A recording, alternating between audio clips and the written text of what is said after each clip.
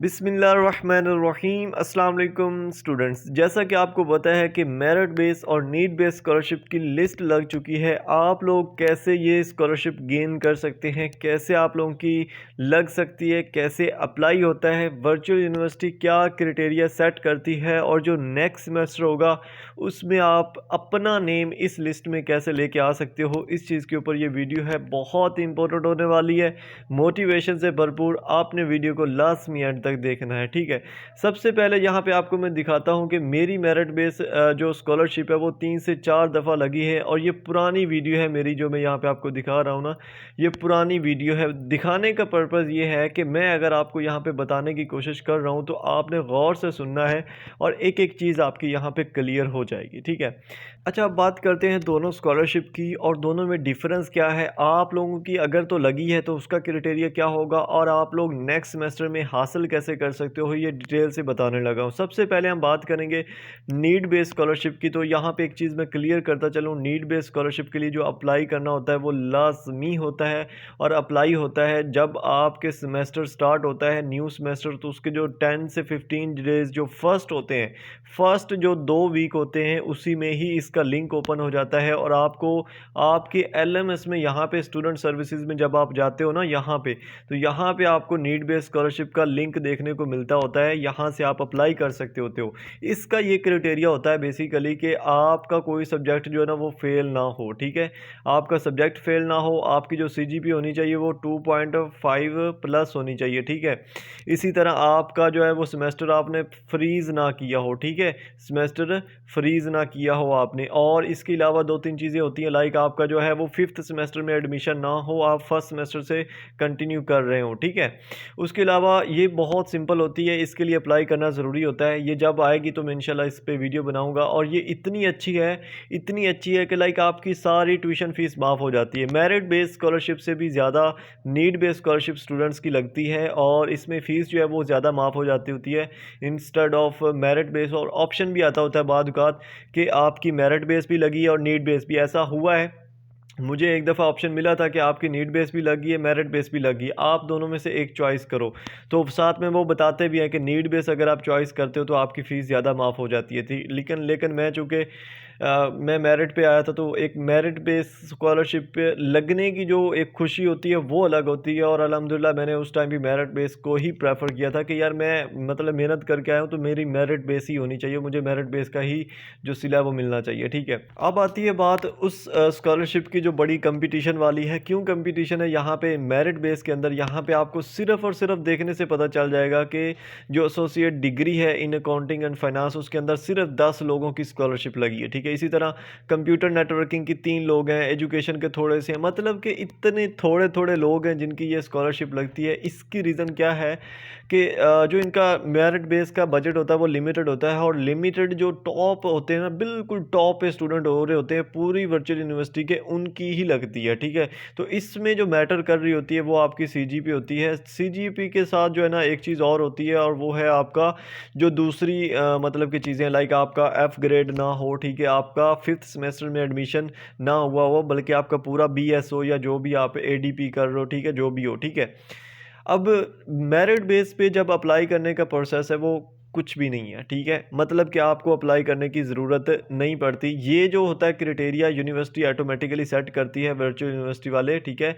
और सीजीपीए होता है फर्स्टली, ठीक है। उसके बाद आपका जो दूसरी चीज़ें मैंने बताई हैं कि आपकी फेल सब्जेक्ट ना हो, आपने कोई सेमेस्टर फ्रीज़ ना किया हो, या आपका कोई सेमेस्टर लाइक ऐसे है जैसे 5th सेमेस्टर में आके स्टूडेंट्स एडमिशन लेते हैं ना, वो कोर्स जो है बीच में से वो मर्ज हो जाते हैं, तो वो सीन ना हुआ हो, ठीक है। इस तरह की चीज़ों में सारे वो क्राइटेरिया सेट करने के बाद आपकी जो है ना वो स्कॉलरशिप लगती है और ये ऑटोमेटिकली होती है। इसमें कोई अप्लाई करने की ज़रूरत नहीं होती, कुछ भी नहीं करना होता, ये ऑटोमेटिकली होती है। और इसकी जो फ़ीस होती है, आप देखें, मेरिट बेस फी आपकी स्कॉलरशिप लगी है या नीड बेस स्कॉलरशिप लगी है, तो जो इसकी स्कॉलरशिप यहाँ पे वो माफ़ करने की परसेंटेज उन्होंने बताई है 100% या 50%। तो इसका मतलब है कि आपकी जो ट्यूशन फ़ीस है वो इतने परसेंट जो है ना वो माफ़ हो जाएगी, ठीक है। तो जो आपकी ट्यूशन फ़ीस होती है उसको ये माफ़ करते हैं और ऑटोमेटिकली आपका जो अकाउंट बुक होता है उसमें से वो कट हो जाती होती है, ठीक है। वो आपको पे करनी नहीं पड़ती। और हाँ, अगर आपने पे की हुई हो, लाइक फॉर एग्जांपल कुछ ऐसे स्टूडेंट्स होते हैं जो पूरे सेमेस्टर की इकट्ठी फ़ीस पे कर देते हैं और उनकी for example 50% merit based scholarship जो वो लग गई, तो अब क्या होगा? फ़ीस तो उन्होंने ऑलरेडी पे की हुई है, तो इसका ये सॉल्यूशन होता है कि जो आपकी 50% ट्यूशन फ़ीस होती है, वो जब नेक्स्ट सेमेस्टर आपका स्टार्ट होगा उसमें वो क्या करते हैं, माफ़ कर देते हैं, ठीक है? नेक्स्ट सेमेस्टर की जो फ़ीस होगी उसमें माफ़ कर देंगे, ऐसा सीन होता है इसमें, ठीक है? तो टेंशन नहीं लेनी, जब आपकी स्कॉलरशिप फॉर एग्जांपल लग गई तो उसके बाद का मसला नहीं है, आप टिकट जनरेट करके भी अपना जो भी आपका मतलब कि हो क्वेश्चन वो सॉल्व करवा सकते हैं। अब बात आती है मेन इस बात की कि मेरिट बेस है या नीड बेस्ड स्कॉलरशिप है, तो वो लग कैसे सकती है, ठीक है?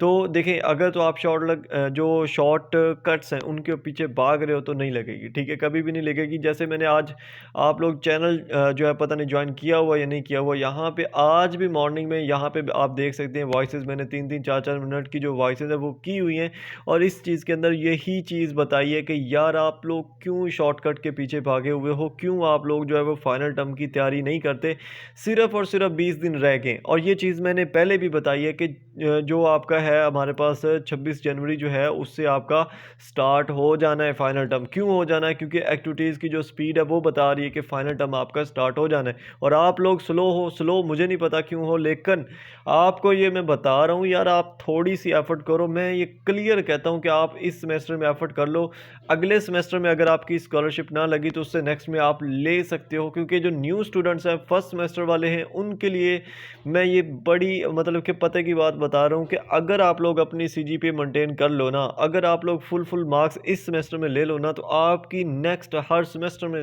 जो है वो स्कॉलरशिप लग सकती है। वजह उसकी ये होती है कि जब आपकी एक दफ़ा मेरिट बेस्ड स्कॉलरशिप लग जाए ना, तो फिर आप पीछे नहीं देखते, फिर आप आगे और बढ़ने की कोशिश करते हैं, ठीक है? और मैं ये चीज़ आपको बार बार क्यों मोटिवेट करने की कोशिश करता हूँ कि यार आप लोग स्टूडेंट हो, मैं भी स्टूडेंट हूँ, और हम लोगों ने ये चीज़ करनी है, तो आप लोग क्यों नहीं एफर्ट कर रहे, ठीक है? एफर्ट करेंगे तो एफर्ट करने से सारी कुछ चीज़ें मिल जाती होती हैं, ठीक है? और यहाँ पे आपको क्या है जो हमारे चैनल पे नहीं मिल रहा, मुझे बता दें। फाइनल टर्म की प्लेलिस्ट है, उसके अंदर सारी वीडियोज़ हैं, वो देख लें आप। एक सब्जेक्ट का बताया हुआ है, मुझे कमेंट सेक्शन में बता दें जिस सब्जेक्ट का इशू आ रहा है, मैं कोशिश करता हूँ उस सब्जेक्ट की वीडियो बनाऊँ, और जितनी ज़्यादा हो सके इस दफ़ा मैंने वीडियो बनानी ही बनानी है, लेकिन आप लोगों की सपोर्ट के साथ अदरवाइज़ नहीं हो सकता, ठीक है? और इंशाल्लाह आपके जो भी क्वेश्चंस हैं वो इसी वीडियो के अंदर मैंने हल तो किए हैं, लेकिन कमेंट कर देना, जो भी होगा मैं सॉल्व कर दूँगा। और अगर आपको फाइनल टर्म से रिलेटेड क्वेश्चन है तो यहाँ पे आ जाओ, ज्वाइन कर लो चैनल, व्हाट्सअप चैनल ज्वाइन कर लो। आज की डेट में मैंने यहाँ पे बताए हुए हैं 20 दिन रहते हैं, और यहाँ पे 2-3 चीज़ें जो यहाँ पे आपको शो हो रही हैं ये सारी ऊपर मैंने बता दी हैं, ठीक है? तो थोड़ा सा जो है ना वो आप लोग थोड़ी सी हेल्प कर लो, अपनी भी हेल्प कर लो, और अपने मतलब फैमिली के लिए भी थोड़ा सा एफर्ट कर लो, इंशाल्लाह आपका यहाँ पे काम हो जाएगा।